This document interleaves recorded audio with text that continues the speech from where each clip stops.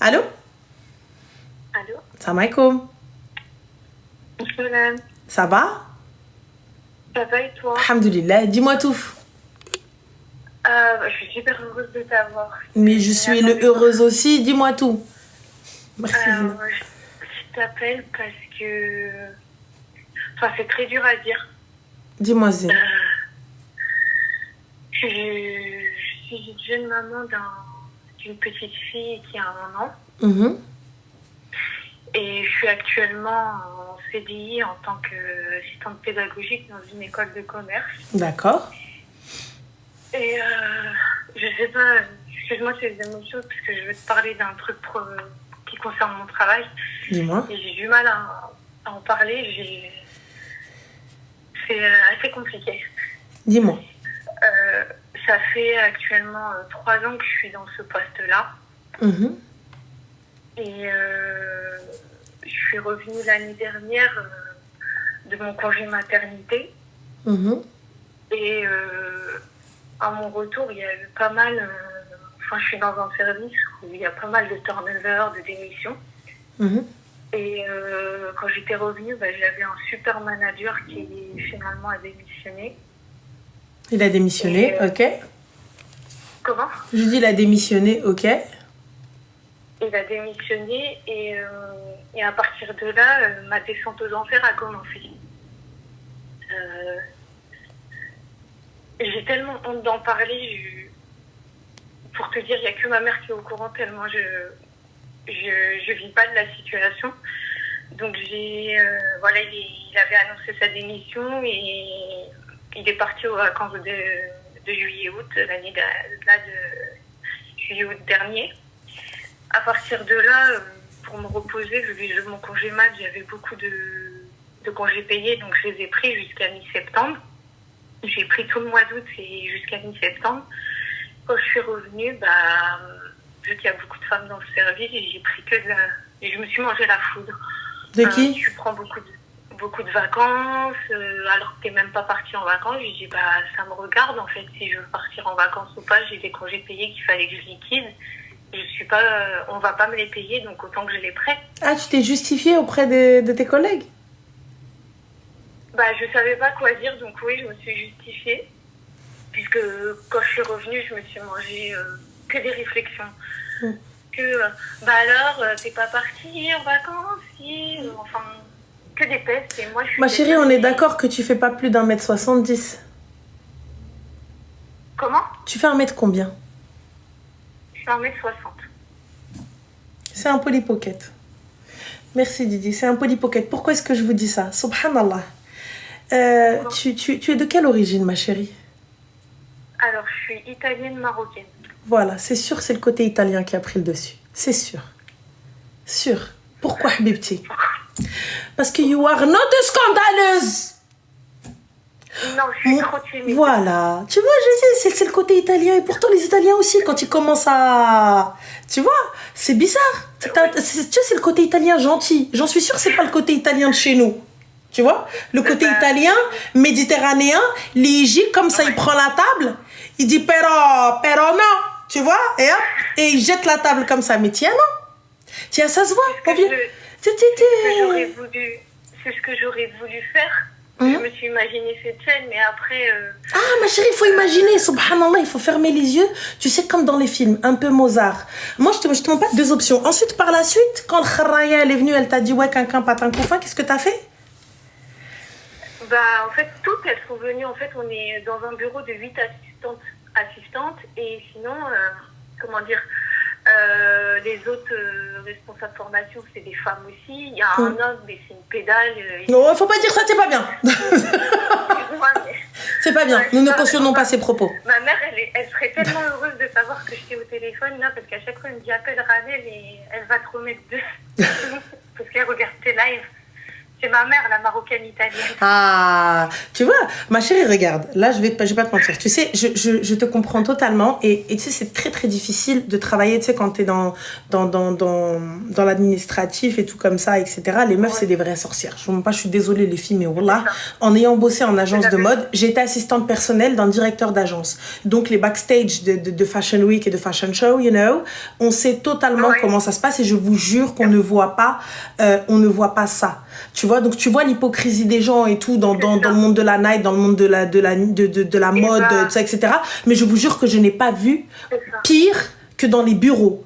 C'est une horreur. Mais par contre, ma chérie...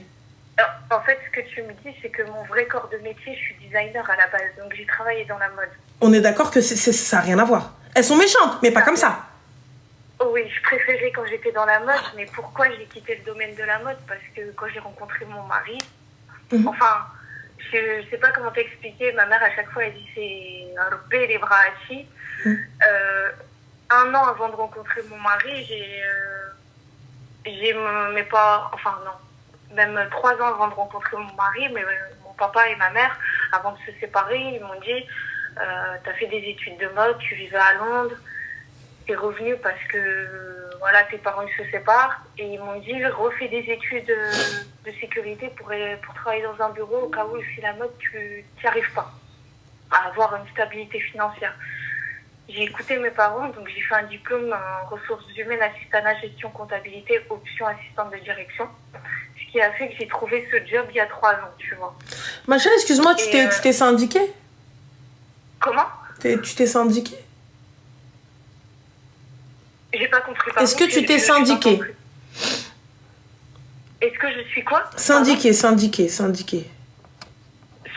oui. Alors, je t'explique ce qui s'est passé. À partir du moment où je suis revenue, elles m'ont critiqué, tout ça. Donc, je suis partie voir mon syndicat et il s'avère que dans cette équipe de syndicat, il y a un Marocain comme moi.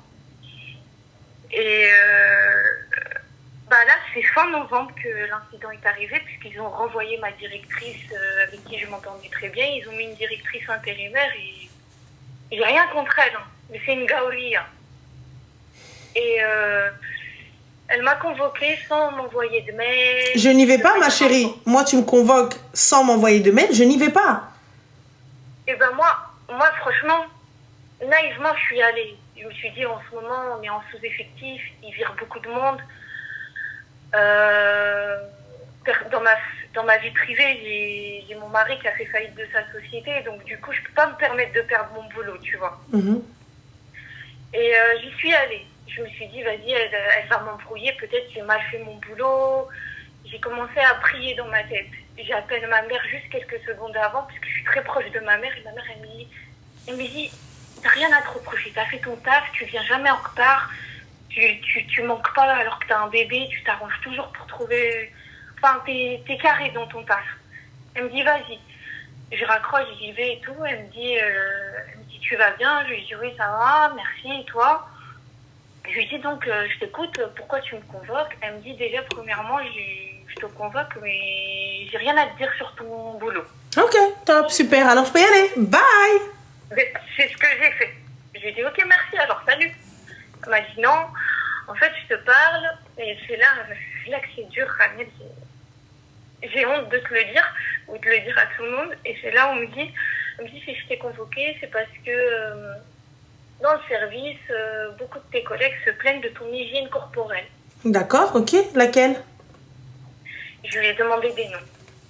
Et là, non. C'est-à-dire l'hygiène corporelle, c'est quoi? C'est la transpiration? Je sens mauvais, en gros. D'accord, de quoi? Qu'est-ce qu'elle sente? Mon parfum, qu'est-ce qui va pas? C'est ce que je lui ai dit. Je lui ai dit, explique-moi la situation. Tu vois, moi, ma voix, elle a commencé à trembler. Dans ma tête, c'était soit je lui retourne le bureau, soit je... Moi, je peux pas sentir mauvais, Habibti. J'ai investi dans les parfums. 200 balles le parfum, impossible, je sens mauvais. Moi, je sors normal. Dans mon sac, je sors, je lui bakhar. Je dis là, ça sent mauvais ou pas? Ah ouais, il est 2 déodorants, 3 crèmes. Impossible. Et ensuite, elle me dit quoi? Elle me dit, on est dans le bureau, et elle me dit... c'est humain, c'est quelque chose que tu vas corriger. Il n'y a pas de souci, dis-lui, est-ce que là tu sens quoi là quand je suis à côté de toi? Moi je viens à côté d'elle, je dis sens moi. C'est ce que j'ai fait. En fait, je suis actuellement, on est là, t'es face à moi, Et je sens une odeur, mais on peut pas le sentir en temps. Toi-même, tu peux pas le sentir. Des fois, on sent pas sa propre odeur. Il n'y a pas de problème. Mais là, je sens quoi? Elle t'a dit quoi? Je lui dis, elle me dit c'est gênant. Et je lui dis c'est bizarre. T'as la porte du bureau fermée, les fenêtres fermées, et tu dis que ça te dérange l'odeur. Pourquoi t'ouvres pas les fenêtres? Pourquoi t'ouvres pas la porte du bureau? Je lui ai sorti ça. Et elle a rien trouvé à me dire. Elle me dit, moi, si je te convoque, c'est de manière bienveillante et tout. Et à partir de là, j'ai dit, écoute, je vais pas reprendre le boulot. Je vais sortir. Je suis partie voir le syndic. Et direct, ils m'ont dit, tu déranges quelqu'un, ils veulent te faire partir et te rendre folle. Et je dis, ok, qu'est-ce que je dois faire d'un point de vue juridique?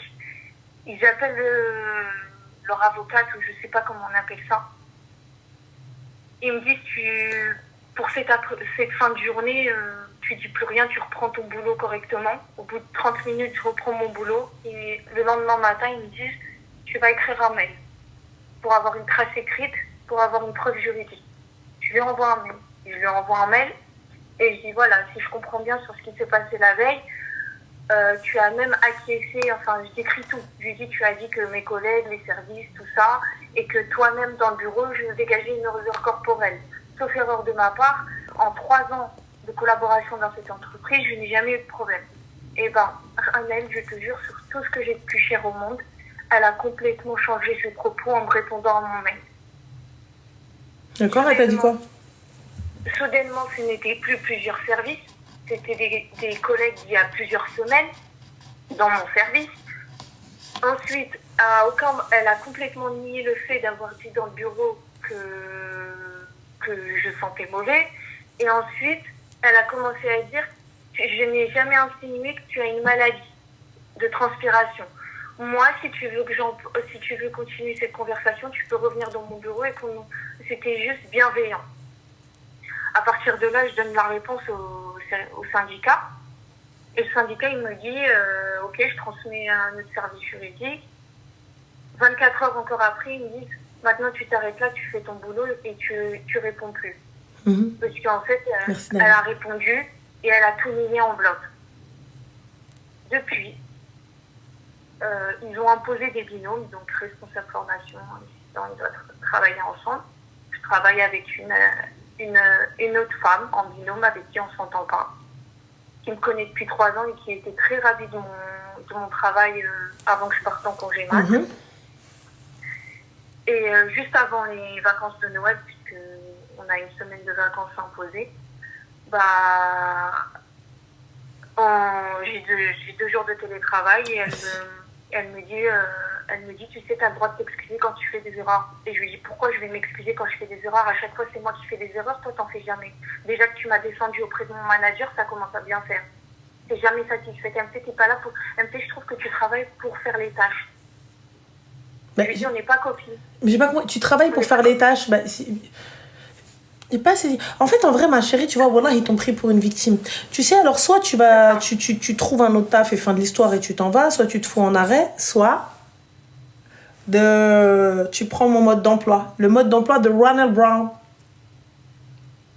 Tu veux que je te dise c'est quoi? C'est que j'essaye de trouver du travail et depuis cet incident-là, je fais qu'envoyer par jour au moins une 50aine de candidatures. Alors je vais te dire, Habibti, tu vois, regarde, Habibti, quand tu rentres, mets des lunettes de soleil, en règle générale, ça te donne une assurance quand les gens ne voient pas tes yeux.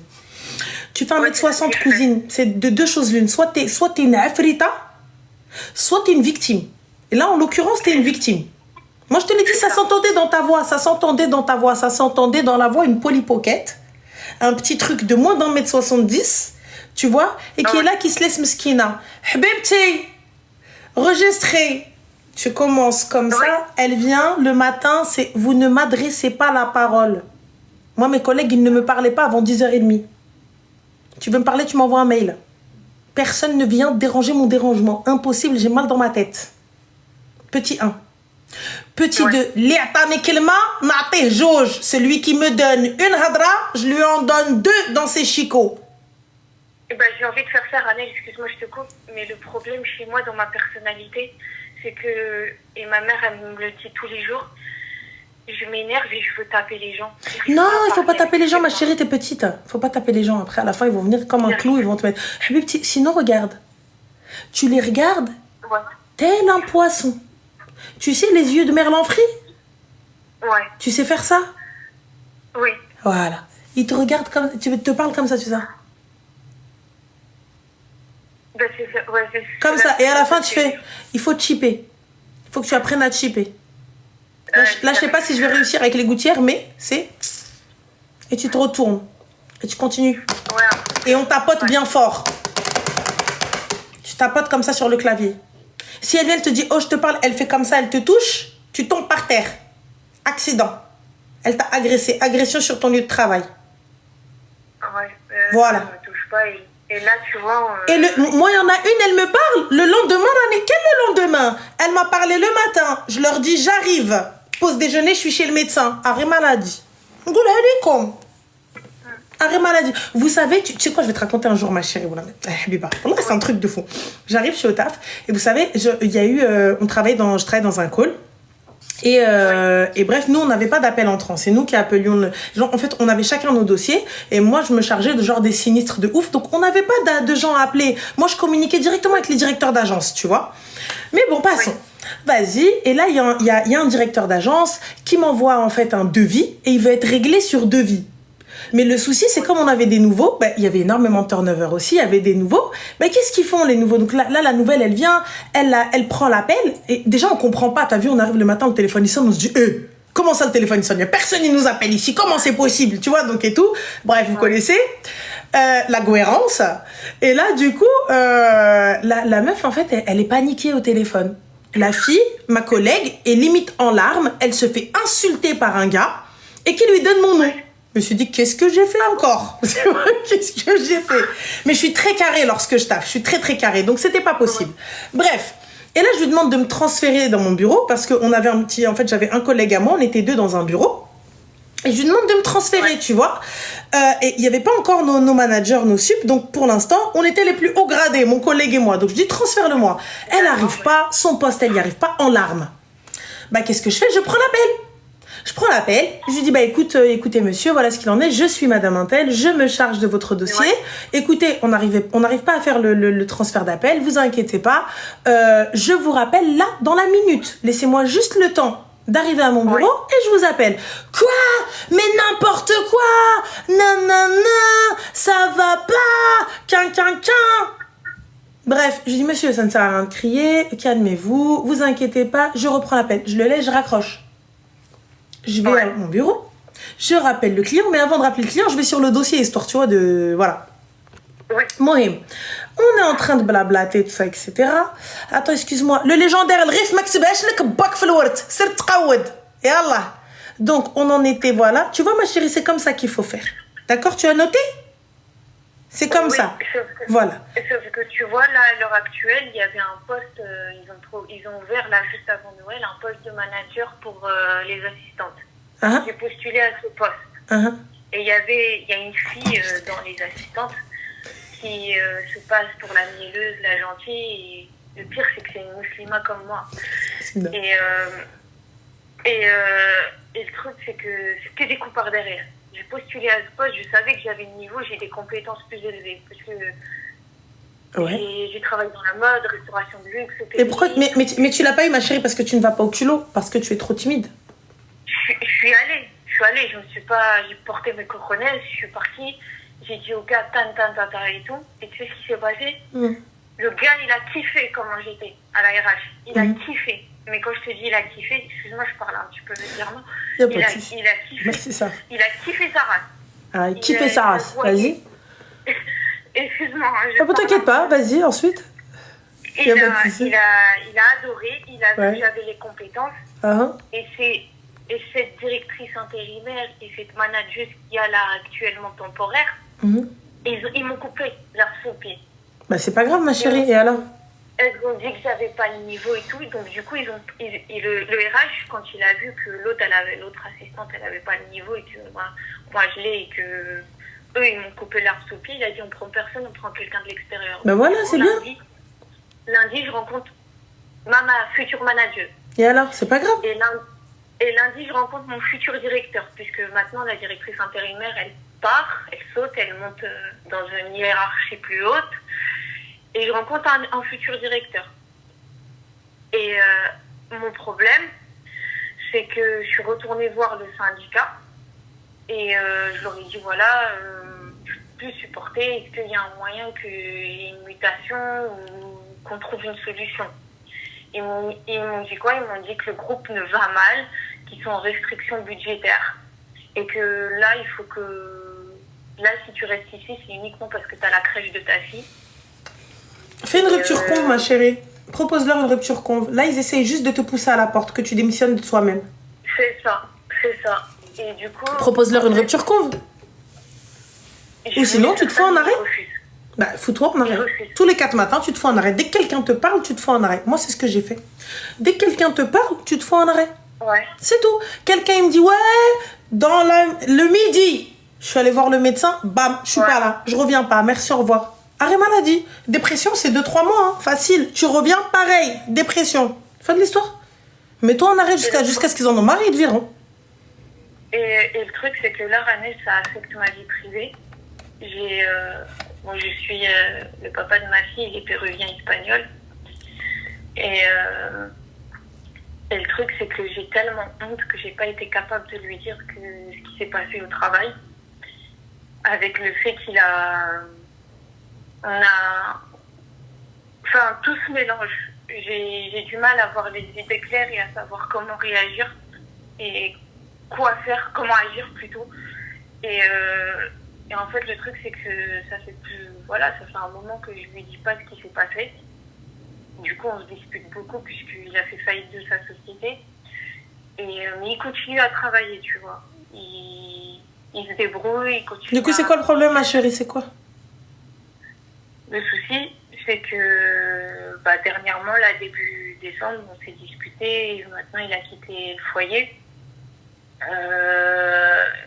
Il m'a demandé, en fait, quand il a vu qu'il a fait faillite de sa société, il s'est remis dans autre chose. Il m'a demandé de devenir mère au foyer parce qu'il a vu que mon boulot, ça se passait mal.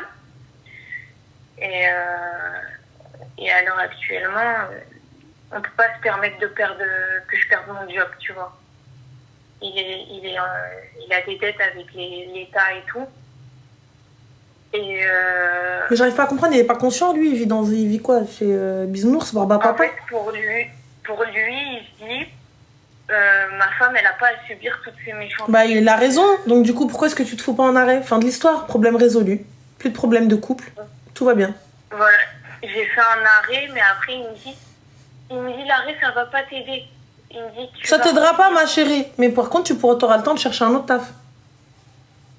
C'est ça, c'est ce que je lui ai dit. Et du coup, on s'est disputé. Il a... Enfin, pour lui, en fait, il a eu une enfance difficile, un passé à l'âge adulte qui a été... Je vois pas le rapport, ma chérie, avec ton taf et le fait d'être mère au foyer. Je vois pas le rapport. En fait, lui... Il voit que je viens d'une famille équilibrée, que j'ai tout équilibré. Donc pour lui, en fait, c'est normal que je devienne mère au foyer et que je m'occupe de mon enfant puisque c'est ce dont j'ai toujours rêvé. Oui, mais je lui ai dit, on galère déjà à deux à subvenir aux charges qu'il y a. Donc ma chérie, le problème ne vient pas de ton taf. Le problème vient d'un mauvais calcul parce que ton mari, il est bête. Sa société fait faillite, mais il veut te garder à la maison. Le problème, c'est que tu n'étais pas déjà mère au foyer à la base. Tu as toujours travaillé. Non. Donc, voilà. Donc, pour le coup, une fois que sa situation financière sera stabilisée, pourquoi pas si c'est quelque chose que tu veux faire? Oui, parce qu'en fait, à la base,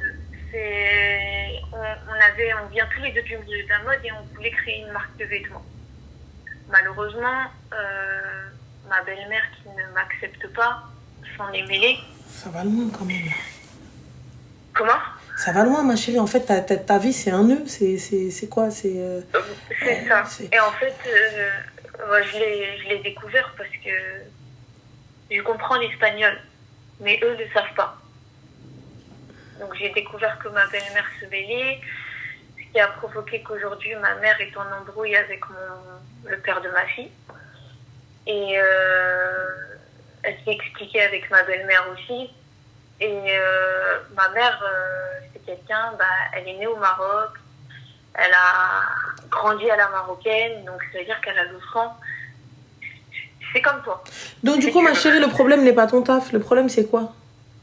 Et le problème, c'est que l'accumulation entre mon taf et cette situation dans ma vie privée, aujourd'hui, je ne sais pas comment gérer les choses puisque j'ai des incendies partout. Il n'y a pas d'incendie partout. Le taf, c'est simple. Fin, le taf, raqué, arrêt maladie. C'est let's medem. Ton mari, tu lui dis, va travailler. Et par la suite, on verra si je reste mère au foyer. Et une fois que ça se stabilise, allez monter votre marque. Et fin de l'histoire. C'est ce que je lui ai dit. Voilà. Maintenant, il me sort quoi maintenant? Il me dit, peut-être que j'ai réagi à... En gros, il me dit, j'ai été peut-être impulsive de te dire d'être mère au foyer. J'ai peut-être eu tort, c'est peut-être pas la bonne solution. Mais en attendant, on doit quitter la France. Donc en gros, je lui ai dit, tu me... Il n'y a pas de souci, il va aller où? Au Pérou? Non. Il va aller où? American Dream, Ranel. Mais ma chérie, vous êtes poursuivie par l'huissier. Quel American Dream? Eh ben voilà, merci Ranel. Voilà. Ils sont fous tous les deux. Et je lui ai dit, mais tu te rends compte en fait de ce que tu me dis? Je lui ai dit, déjà t'es un... Ok, les Latinos migrent aux États-Unis, il n'y a pas de souci. Des Marocains aussi peuvent migrer. Mais là, mais qu'est-ce que vous racontez? Stop! C'est ça. On va reprendre dans l'ordre. C'est ça. Tu vas faire un arrêt. Tu vas avoir un psy. Tu vas avoir ton syndicat. Par la suite, il va bosser, régler les factures et régler ce qu'il doit à la France. Ensuite, American Dream ou pas, ce sera une fois que les dettes sont réglées. C'est ce que je lui ai dit. Voilà, et ça s'arrête là. Le problème, c'est que j'ai ma belle-mère derrière qui lui dit, tu t'en fous, tu quittes. Oui, il a qu'à quitter, c'est fin de l'histoire. C'est ça. Ma belle-mère, elle lui dit ça. Et après, elle m'appelle, elle me dit, je lui ai dit qu'il est complètement fou, qu'il doit pas quitter la... Ma chérie, tu devrais lui répondre en espagnol. Et franchement, c'est parce que je suis éduquée. Je lui ai dit, écoutez, madame, avec tout le respect que je vous dois, ma mère ne se mêle pas de notre vie de couple, donc s'il vous plaît, restez à votre place. Vous êtes ma belle-mère, je suis la belle-fille. J'ai aucunement l'intention d'être copine avec vous. Mais s'il vous plaît, laissez votre fils régler ses problèmes avec moi. Voilà, subhanallah, ça c'est trop les trucs, t'as les telenovelas, c'est trop les trucs, t'as le gourhedo. Oui, s'il vous plaît, réglez vos trucs. Voilà, c'est trop mignonne. Habib, non, on va faire les choses dans l'ordre, on laisse la belle-mère après, ça c'est un autre problème. Là, à l'heure actuelle, Ranel, je suis en train de perdre mon couple. Non, je perds pas ton couple, vous perdez votre couple parce que de kharaï, toi, t'arrives pas à gérer ton taf, lui, il a perdu son taf, et en plus de ça, vous avez un rêve qui n'est pas du tout commun. Donc voilà, c'est simple. Là, c'est une thérapie qu'il vous faut. Voilà, fin. Il va aller vivre aux États-Unis avec quel argent? Mais c'est ce que je lui ai dit. Non, il n'y a pas de c'est ce que je lui ai dit, stop, voilà, donc à partir du moment où il a les 40-50 000 euros, il n'y a pas de problème, on verra. Il n'y a pas de souci. Mais là, pour l'instant, il ne les a pas. Donc je lui dis, d'accord, ok, hobby, dès qu'on a l'argent, on y va. C'est ce que j'ai dit. Non, c'est bon. Ma mère, elle m'a dit exactement la même chose. Voilà. Subhanallah, elle m'a dit pareil. Et ouais, ça fait, Habibti. Donc une fois que c'est réglé, tu nous diras. Tu nous rappelles pour nous dire si vous êtes parti au State ou là. Ça fait? Et je lui... Mais alors, attends, parce que... Rebelote. Excuse-moi, ma chérie, pardon, voilà. Pardon. Pardon, smihli, pardon. Excuse-moi. Wallah, excuse-moi. Wallah, smihli. Excuse-moi, خالتي راه بنتك ماشي انا.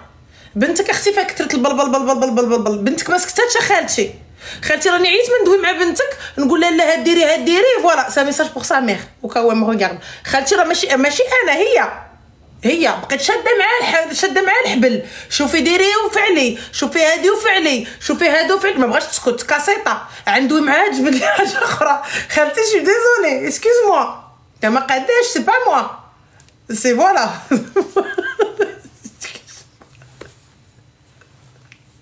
faire un message à sa mère, on sait jamais. Viens, attrape ma veste, voilà.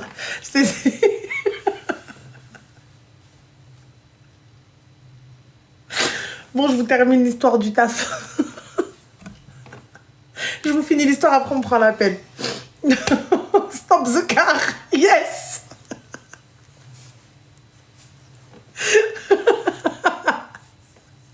Oui, je vous dis ce qu'il en est. Donc, au taf et tout, j'ai le directeur, on s'est arrêté au directeur d'agence. C'est un directeur d'agence à Monaco, you know. Et du coup, le mec, il arrive, ouais, vous me remboursez. Je lui dis, excusez-moi, monsieur, mais bon, pour le coup, je ne rembourse pas sur un simple devis. Il me faut une facture à quitter et j'enclenche le remboursement. C'était pas un petit remboursement. On parlait centaines de milliers d'euros, tu vois. Donc, je dis là, ça va pas être possible. En tout cas, pour ma part, en tout cas, à mon humble niveau, c'est pas possible. Voilà ce qu'il me faut. Ce document-là n'est pas là. Moi, je connais la directrice. Je lui dis, vous pouvez connaître le président de la République. Ça ne sera pas possible. Et là, je lui dis, sauf si j'ai un mail de la direction qui me dit, allez-y, et je le fais. Mais là, je peux pas le faire. Sortez-vous les doigts du cœur. Il a dit du cul, mais voilà, c'est pas joli. Les doigts du cœur, insultant, hein. Espèce de ceci, espèce de cela et tout. Je dis bon, on va se calmer parce que ça sert à rien de m'insulter, on n'ira pas plus vite et on n'ira pas plus loin. Ah oui, je suis très procédurière et je m'exprime totalement correctement lorsque je suis au téléphone, tu vois. Donc je lui dis voilà, on n'ira pas plus vite, hein, ça sert à rien de m'insulter. Ah ouais, je suis la grosse connasse au téléphone. On n'ira pas plus loin. Voilà, on va se calmer, monsieur. Ok, on me parle meilleur, bien. Donc le gars, je lui dis écoutez, je reste à votre disposition. Dans tous les cas, c'est pas gentil de votre part. Sherazade, fallait toi tenir la ligne. Sinon, c'est le traoudé à Sherazade si t'es pas contente. Mohim. Donc je te dis, voilà, vous faites ci, vous faites ça, et je raccroche. Le lendemain, j'ai ma responsable, elle vient, elle me fait ça.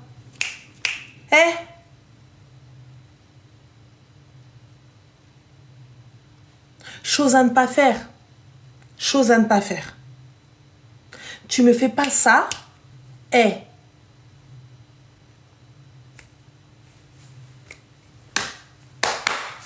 Non. Donc, j'ai fait comme si je n'ai rien entendu. J'ai fait ça. J'ai rebaissé ma tête comme ça. Oui, je l'avais déjà raconté, mais c'est pour les nouveaux qui ne savaient pas. J'ai rebaissé ma tête. Voilà. Voilà. Donc, et là, elle m'appelle par mon prénom. Alors, attends, elle me dit, Zamenti Ouera. La khouya me oueresh. Rien, elle ne me chikilba.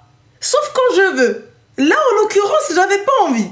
Tu vois, donc non. Tu me fais pas comme ça. Parce que moi, quand je m'adresse à quelqu'un ou à mes collègues, je dis pas ouais, Boubi, à la niche. Non. Donc, on s'adresse correctement à nos collaborateurs. Par la suite, 1 million thank you for everything, you know. Mohim. Là, on finit tout ça, etc. Donc, elle m'appelle par mon prénom. J'arrive. Et là, elle me montre un mail. Le mec, il a fait... il a écrit... Il a fait des paragraphes en rouge, genre c'est lui qui parle. Des paragraphes en violet, genre c'est moi qui parle. Et il a vraiment fait genre un PowerPoint, le gars, tu vois. Genre, c'était Kaina. Il a vraiment fait le truc de fou malade et tout. Et là... Je lui dis, mais c'est pas... Non, en fait, c'est pas ça, tu vois. C'est pas bien. C'est pas bien, tu vois. Et je lui dis, c'est pas exactement ce qui s'est passé. Je lui dis, est-ce que t'as entendu? Parce que nous, toutes nos conversations étaient enregistrées. Je lui dis, est-ce que t'as écouté? Je lui dis, si jamais j'ai merdé, ben oui, là, pour le coup, il n'y a pas de souci. Elle me dit, tu présentes tes excuses, tu l'appelles, tu présentes tes excuses. Je lui dis, non, je ne présenterai pas mes excuses parce que tu n'as pas écouté, donc tu ne défends pas ton équipe. Elle me dit, tu es payé pour te faire insulter. Bah là, qu'est-ce que j'ai fait? J'ai été chercher mon contrat qui était posé sur mon bureau et j'étais en train de chercher les clauses. Elle me dit, qu'est-ce que tu fais? Je dis, bah je cherche où est-ce qu'il y a écrit, je suis payée pour me faire insulter. Elle me dit, ah, mais c'est quoi cette insolence? Je dis, mais non, mais je suis désolée. Tu me dis, je suis payée pour me faire insulter. Donc pour le coup, il y a peut-être des primes qui ont sauté dont j'étais pas au courant. Il va falloir me les donner. Parce que c'est pas la première insulte. Du coup, donc non. Et là, elle me fait, non, mes quinquins, mes patins, mes couffins. Je fais d'accord. Elle m'a dit ça à 11h. Je suis partie pause déjeuner, marjach. Je vais voir le médecin. Bah là, je lui dis, bah écoutez, voilà, je n'ai pas envie et tout ça, etc. Voilà ce qui se passe. Voilà ce que ma responsable, ma manager a dit, que j'étais payée pour me faire insulter. Et là, je suis tombée sur le médecin le plus intègre qui existe. Oh, quoi? Qu'a-t-elle dit? Il m'a fait ça comme ça. Même moi, j'allais lui dire, mais non, mais elle a pas dit ça comme ça, genre, tu vois, elle a pas dit ça, je dis, calmez-vous. Tu vois, quoi? Elle a dit que vous étiez payé pour vous faire insulter? Écoutez, là, faut pas laisser passer ça, hein. J'ai regardé comme ça, j'ai dit, d'accord. Ah oui, faut pas. Ah non, ah non, on est où là? Et le mec, il m'a mis arrêt sur arrêt sur arrêt.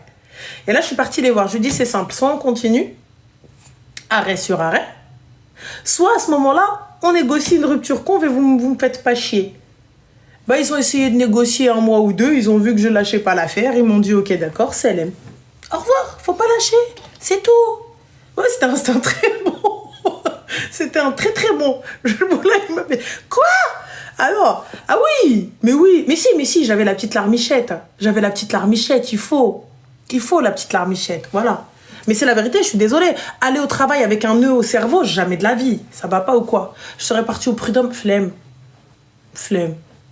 Oh, flemme. Je vais pas au prud'homme maintenant.